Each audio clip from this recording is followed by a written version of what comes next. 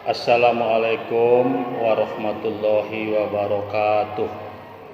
Anak-anak Bapak khususnya kelas 10, di sini Bapak akan menyampaikan materi pembelajaran PKN yang mana judul kita yang punya buku paket di bab 2. Judulnya Ketentuan Undang-Undang Dasar Negara RI tahun 1945 dalam kehidupan berbangsa dan bernegara.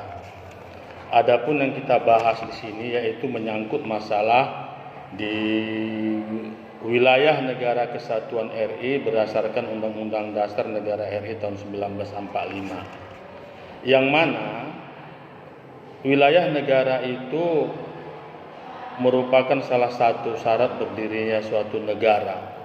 Jadi wilayah adalah syarat berdirinya suatu negara, yang mana ketentuan tentang wilayah ini diatur di dalam Undang-Undang Negara Republik tahun 1945. Ya. Lalu suatu kesatuan wilayah terikat dalam satu kesatuan negara, yaitu wilayah daratan Indonesia. Yang mana wilayah daratan Indonesia ini dibatasi oleh daratan negara tetangga atau dibatasi wilayah perairan negara sendiri. Adapun perbatasan antar negara itu adalah batas alam, yaitu sungai, danau. Ada lagi batas buatan, pagar tembok, tugu atau perbatasan, dan batas menurut geofisika. Misalnya lintang utara dan lintang selatan atau bujur timur dan atau barat. Lalu yang kedua, wilayah perairan Indonesia. Menurut ketentuan wilayah perairan negara kesatuan RI berasal dari hasil ratifikasi UNCLOS yang disingkat dengan United Nations Convention on the Law of the Sea tahun 1982, yaitu Undang-Undang Nomor 17 tahun 1985.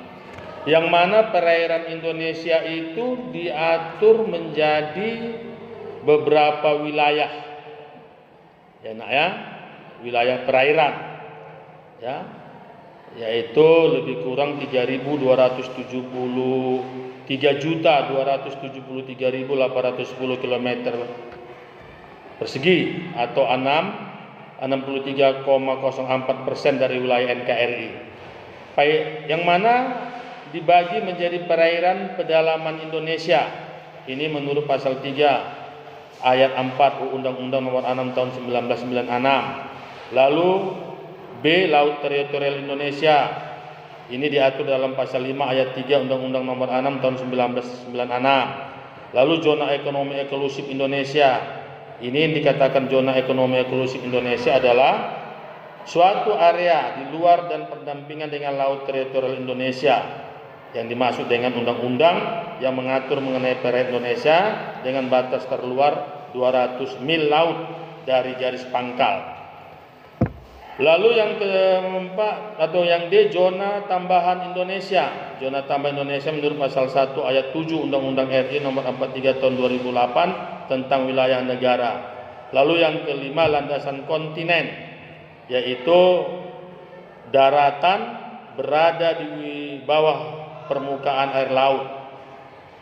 Lalu yang ketiga, wilayah udara Indonesia.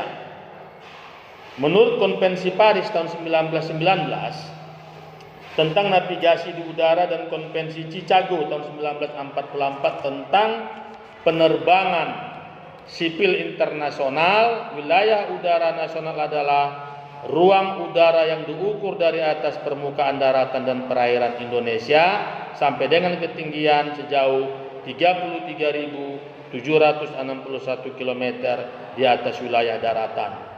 Saya kira hanya demikian dulu yang Bapak sampaikan, anak Bapak pahami penjelasan Bapak dan simak enak ya.